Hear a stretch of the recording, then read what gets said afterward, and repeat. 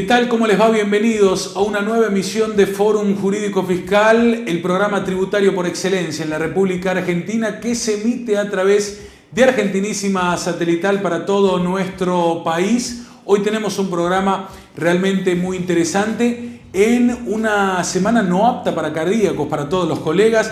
Todos los vencimientos se vienen, muchísimo trabajo, pero aquí estamos a pie firme haciendo este programa que tanto nos apasiona. En este primer bloque vamos a ir al encuentro del doctor Alberto Baldo, un amigo de la casa, quien ya ha estado en extensas entrevistas en programas anteriores, importante funcionario de la Administración Federal de Ingresos Públicos, para hablar sobre impuestos internos, las modificaciones, los pagos a cuenta, todo lo que ocurre con este importante tema. Así comienza con el doctor Alberto Baldo, Fórum Jurídico Fiscal.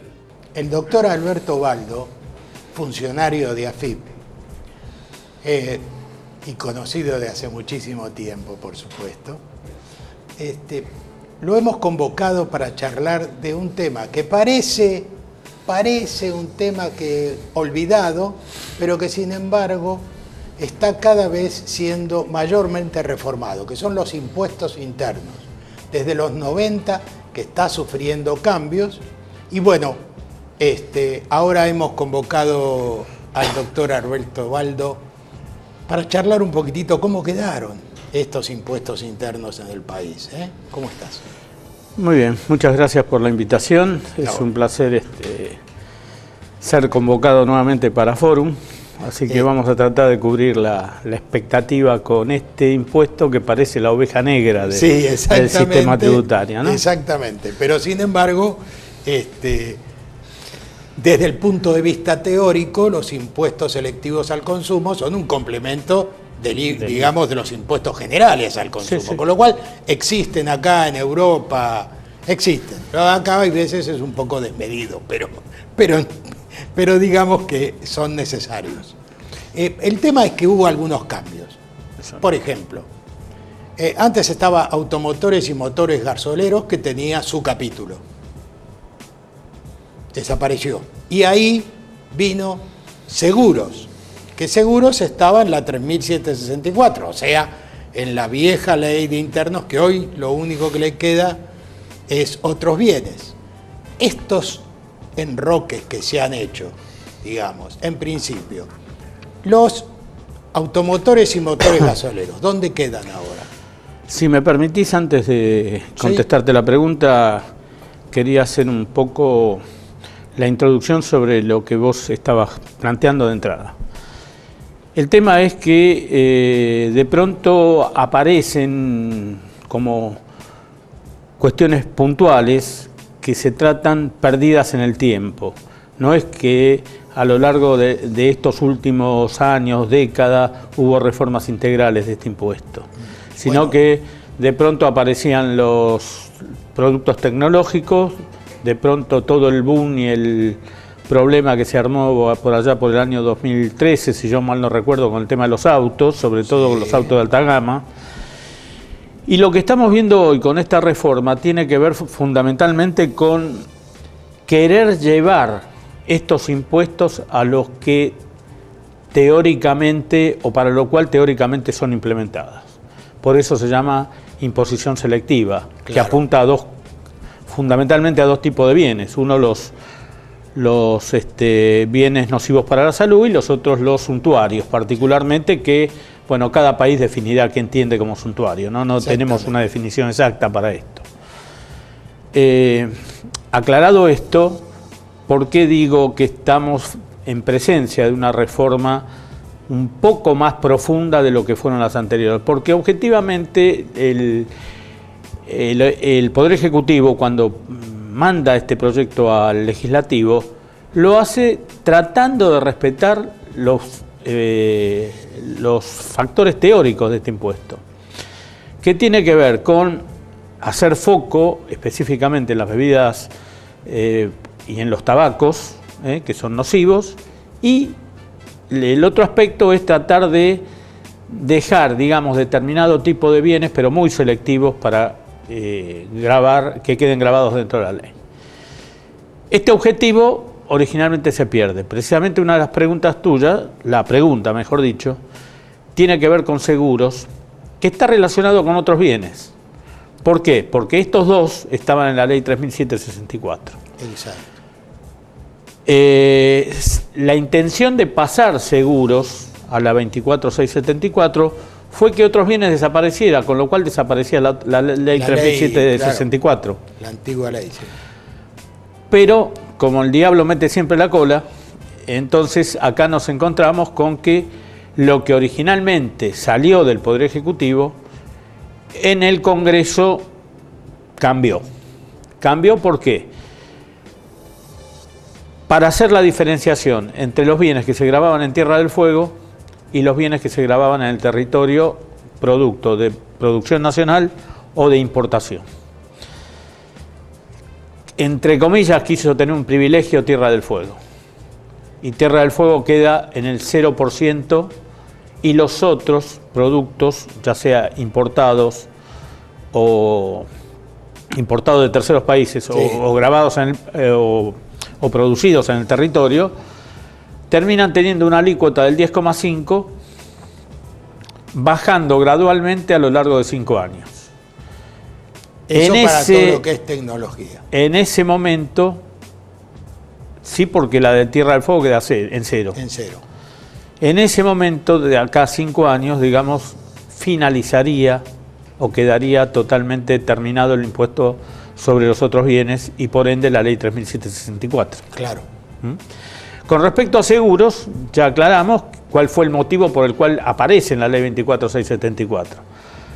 Lo que sucede es que reemplaza lo que antes estaba en el título de autos gasoleros. Exacto.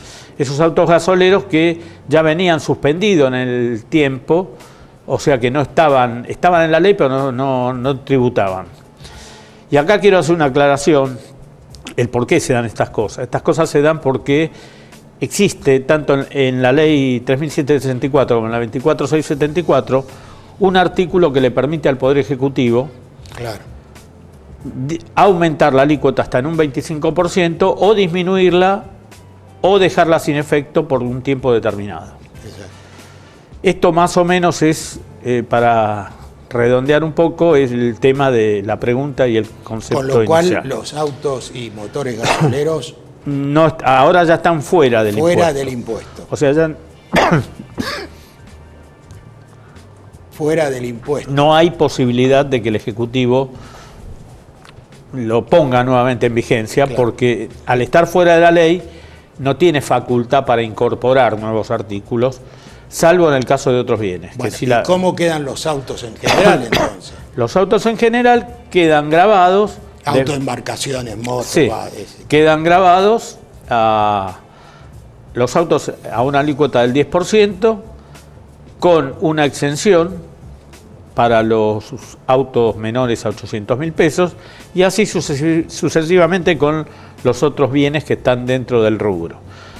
Aclaremos también que todo este lío que se armó en el año 2013, porque en definitiva se utilizó una herramienta que no era la adecuada para el objetivo que tenía el Estado en ese momento, que era parar la salida de dólares para compra de vehículos de alta gama. En realidad, en mi criterio fue una herramienta mal utilizada porque produce en la Argentina un efecto no querido, porque esto trajo como consecuencia el aumento del 100% de la alícuota, en definitiva, sí, porque aclaremos también que esto se tributa sobre tasa efectiva. Exacto. Y en ese momento la tasa la habían llevado al 50%, con lo cual... Era 100. Sí, con lo cual, aplicando la tasa efectiva, iba al 100%. ¿Por qué digo que no se cumplía con el objeto querido? Porque en definitiva terminó perjudicando a la industria nacional en el sentido de baja de venta, despido de personal, cierre de fábricas, o sea... Y todo esto, bueno, en los últimos años se vino recomponiendo hasta quedar, digamos, en la alícuota del 20%, pero bueno. Después, la última pregunta. ¿cómo queda el tema? Bueno, tabaco al 70% es uno de los temas que también se ha cambiado. En realidad tabacos está, justamente hoy aparece un nuevo aumento en el precio de los cigarrillos, pero el problema, la alícuota estaba en el 60%, la reforma la lleva al 70%, Exacto. pero lo real y concreto es que por la facultad del Poder Ejecutivo la alícuota estaba en el 75%. Y hubo que sacar un decreto para, mientras no regía la reforma, prorrogar la aplicación de esa alícuota. O sea que esta alícuota del 75% por decreto del Ejecutivo se mantuvo hasta el 28 de febrero. Sí. Se esperaba que para marzo o de marzo en adelante esta alícuota se incrementara, pero no, o mejor dicho, el decreto se prorrogara. Y esto no sucedió, y al no suceder, ahora sí, el efecto que produce, no que sube 10% como consecuencia de lo que estaba en la ley, sino que baja 5% como consecuencia del decreto que estaba vigente, que llevaba la alícuota al 75%. Entonces, después el otro tema que tiene que ver con las bebidas gasificadas, que también recordemos que al principio se estaba hablando de que iban a quedar solamente grabadas las azucaradas, etcétera, etcétera. Bueno, todo esto quedó como estaba en definitiva. Por esto digo que es otra de las cuestiones que en definitiva no salió como el Ejecutivo eso quedó lo planteó. Igual. Las cervezas fueron al 14%. Y terminamos grabando la cafeína y la taurina en las gaseosas, que no estaban antes. Y con respecto a la cerveza, todo estaba al 8%, y como consecuencia de la reforma, quedó al 8% solo las artesanales. Y las cervezas comunes, digamos, al 14%. Con lo cual se hizo una división, incluso hay una parte que está exenta, que son, no recuerdo bien, 1,5% de alcohol que quedan exentas, afuera. Bueno, la verdad que has dado un panorama bastante amplio, te agradecemos mucho y sabés que siempre queremos que estés invitado y que vengas con nosotros a ilustrarnos. Bueno, les agradezco mucho y nuevamente, gracias por la invitación. Volvemos al piso. Muy bien, pasó nuestra primera entrevista. Gracias, doctor Alberto Baldo, importante funcionario de la AFIP. Siempre es grato su presencia en nuestro programa. Excelente trabajo del doctor Ricardo Ferraro. Nosotros ahora, en la continuidad de este primer bloque, vamos al encuentro de Luciana Abatedaga. Contador Penal, la tenemos nuevamente aquí, firme y recuperándose día a día, para ir a nuestro primer bloque de qué pasó en la semana del programa del día de hoy. Atentos monotributistas. ¿Qué pasa con la recategorización ante la duplicidad de normas? Un muy buen informe para clarificar este aspecto. Primero, ¿qué pasó en la semana en Fórum Jurídico Fiscal? Muchas gracias, Beli, Ramón. Un gusto, como siempre, acompañarlos en este bloque de qué pasó en la semana con todas las noticias. Vamos a comenzar con esta primera información importante para los monotributistas y esta opción para la recategorización. Dado que las modificaciones introducidas por la Ley 27.430, hablamos de la reforma tributaria, título quinto referido al monotributo, rigen a partir del 1 de junio del 2018, la AFIP emitió la Resolución General 4235 a fin de aclarar la duplicidad de categorización de los monotributistas que surge de lo dispuesto por la Resolución General 2746 aún en vigor. En efecto, como consecuencia de la vigencia dispuesta para las modificaciones del monotributo, implicaría llevar a cabo la categorización según los valores anuales, incluyendo los del cuatrimestre enero-abril del 2018, que vence el 20 de mayo del 2018, y la dispuesta por las nuevas normas para el semestre enero-junio de este mismo año. En ese contexto, la AFIP reguló que la recategorización correspondiente al cuatrimestre enero-abril de este año 2018 se va a considerar cumplida en términos simples, que el pequeño contribuyente proceda a efectuar la recategorización correspondiente al semestre enero-junio del 2018 en los plazos y condiciones que a tales efectos disponga el organismo. De manera implícita surge que el pequeño contribuyente podrá optar por obviar el 20 de mayo de este año y directamente cumplir con su recategorización en julio según las nuevas premisas. La primera noticia muy importante, pero enseguida tenemos más en el bloque de qué pasó en la semana. Gracias, Lucy Abatedaga. Primer ¿qué pasó en la semana? Tendremos otro en el próximo bloque de este programa. Nosotros nos vamos a ir a la pausa. No se muevan de allí, porque ya viene que estamos tuiteando en materia tributaria, un bloque muy importante y que hace mucho ruido a lo largo y a lo ancho del país. También la segunda entrevista en este Fórum Jurídico Fiscal y, como dije, otra actualidad en nuestro ¿qué pasó en la semana? Pausa cortita y ya volvemos.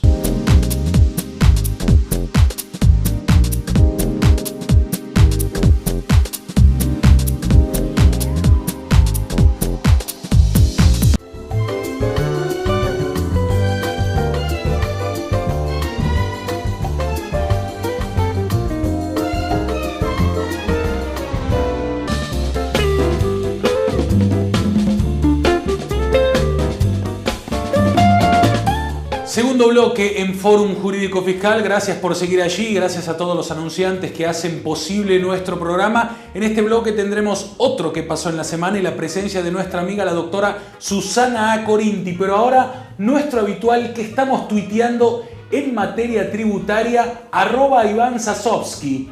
El nuevo impuesto a los depósitos y retiros en efectivo es una verdadera locura que presiona a quienes están en blanco. Necesitamos medidas que promuevan la bancarización y no desalentarla. Tenemos un 40% de informalidad, carita de sorpresa allí. Aclaro, a esto hay que adicionar el impuesto al débito y el crédito y el IVA. Qué interesante, un reconocido tributarista, Iván Sasovsky, y un muy buen Twitter realmente para comenzar esta sección. Vamos al siguiente. Producción. Nuestros amigos y ya, bueno, prácticamente compañeros en esta sección, los amigos del estudio Cian Caglini, revalúo impositivo, cuadro resumen de bienes que se pueden revaluar y alícuota de impuesto especial aplicable. Esto es muy importante. Vamos al cuadro, que allí lo vamos a extender. ¿Qué bienes se pueden revaluar? Categoría de bienes del país que pueden revaluarse. Inmuebles no bienes de cambio, impuesto especial 8%. Inmuebles bienes de cambio, impuesto especial 15%. Bienes muebles amortizables, impuesto especial 10%. Acciones, cuotas y participaciones societarias 5% y 10%. Minas, canteras y bosques 10%, bienes intangibles 10% y otros bienes que disponga la reglamentación también un 10%. Puede optarse por revaluar solo alguna de las categorías, pero dentro de la categoría elegida deben someterse todos los bienes que la componen al revalúo. Importante ampliar esto. Nosotros ahora vamos, como prometimos, a nuestro habitual ¿qué pasó en la semana? Segunda parte en nuestro programa. Muchas gracias, y como lo habíamos adelantado, nos quedaba una noticia más para compartir con ustedes. En este caso hablamos del impuesto sobre los débitos y créditos en cuentas bancarias, y esto es muy importante porque se modifica el porcentaje del impuesto sobre los débitos y créditos en cuentas bancarias y otras operatorias que resultan computables, como pago a cuenta del impuesto a las ganancias, del impuesto a la ganancia mínima presunta o de la contribución especial sobre el capital de las cooperativas. Además, se posibilita computar a cuenta de los citados gravámenes el impuesto originado en las sumas no solo acreditadas, sino también debitadas en las cuentas correspondientes. Recordamos que con anterioridad a la presente norma, esto procedía solamente respecto de las sumas acreditadas en dichas cuentas. Asimismo, y en el marco de la Ley de Fomento de Pymes, se incrementa al 60% el porcentaje de pago a cuenta del impuesto que podrán computar las industrias manufactureras consideradas medianas tramo 1. Señalamos que las presentes disposiciones resultan de aplicación para los periodos fiscales de los impuestos mencionados precedentemente, que se inicien a partir del 1 de enero de este año por los créditos de impuestos originados en los hechos imponibles que se perfeccionen desde esa fecha. Así culminamos con esta noticia importante el bloque de qué pasó en la semana. Queremos agradecer a la gente que nos acompaña. Estamos hablando de Damasco Indumentaria en Galería Miguelito Local 28 de Santiago del Estero. Por supuesto que tenemos palabra. Habíamos prometido que íbamos a tener a la doctora Susana Corinti. Bien, está con nosotros la doctora Susana Acorinti. ¿Y por qué está con nosotros? Porque indudablemente la reforma tributaria también trae aspectos de seguridad social. Bueno, que nos gustaría hablar contigo, Susana, ¿eh? Así que gracias por estar con nosotros una vez más. Sí, gracias Ricardo por la invitación, gracias a la gente de Forum. La verdad un placer venir, obliga a estudiar mucho, pero sí, como vos bien dijiste, la reforma tributaria también tiene aspectos de seguridad social. Y yo me lo anoté. Muy bien. Así que vamos a ver de qué.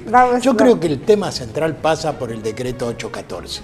Este es un tema central. Primero, ¿a quién, mejor dicho, cómo se aplica el decreto 814? Bueno, a partir de esta ley, la 27430, que entró en vigencia el 29 de diciembre de 2017, viste que siempre los legisladores nos tienen con que las leyes salen los últimos días de diciembre. Esta ley se aplica a todos los empleadores pertenecientes al sector privado. Después vamos a ver quiénes en particular. Y lo que a nosotros nos interesa es que se establece a partir de esa fecha una alícuota única de 19,5% sobre contribuciones. Que no a todo el mundo le cayó bien. Que no todo el mundo le cayó bien, pero hay un concepto que es propio de esta, digamos, de este gobierno, que se aplica el concepto de gradualismo, o sea, que no es que se va a modificar de un día para el otro, sino que es algo lento.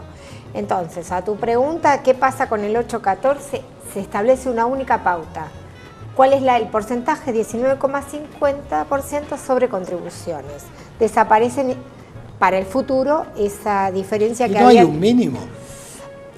No, a ver, lo que establece esta ley es que de las remuneraciones que se empiezan a pagar se va a detraer 12.000 pesos por cada trabajador. Quiere decir que el mínimo va a estar por encima de esos 12.000 pesos. ¿Estamos? Y hay algo interesante que se aplica al sector privado exclusivamente y a las de la antigua ley, la 22016. Ah, sí, claro. Aquellas empresas que tienen participación estatal. La otra pregunta que cabe hacer es, ¿a quiénes se aplica? Para los trabajadores. Casi te lo digo de entrada. Sí, ¿a quiénes se aplica? Al revés. ¿A quiénes se aplica? Para los que están sujetos a la ley de contrato de trabajo y para los trabajadores agrarios. Esto es muy importante. Esto es importante, claro. Esto es muy importante para los que están en el interior. Y un dato no menor es que se toman en cuenta estos 12.000 para la jornada entera de labor, pero se establecen montos proporcionales si es por jornada simple, por jornada reducida o por aquellos casos que tienen distintos regímenes y que no cumplen la jornada de trabajo habitual. Bueno, en el trabajo agrario eso seguramente va a haber que aplicarlo, porque eso se da bastante. Exactamente, o sea que ahí los contadores tienen que hacer un trabajo realmente minucioso y bueno, como siempre la responsabilidad de ustedes como colegas va a ser bastante complicada. El 814, otra de las dudas que me he anotado, para atrás, ¿cómo queda? Porque hay bastantes conflictos. Y bueno, el 814 para atrás, esta reforma del 814 no rige para atrás, sino que rige al futuro. Entonces, están todos estos grandes conflictos de estas grandes inspecciones, que tengamos en cuenta que en materia de seguridad social la prescripción son 10 años, siguen estos conflictos dando vuelta y bueno, la idea también es contar para el programa en algún momento qué está pasando con este 814 para atrás. Eso sería un buen tema para encararlo después de una investigación que hagas. Exactamente, exactamente. Y finalmente me gustaría preguntarte qué pasa con la ley 26940.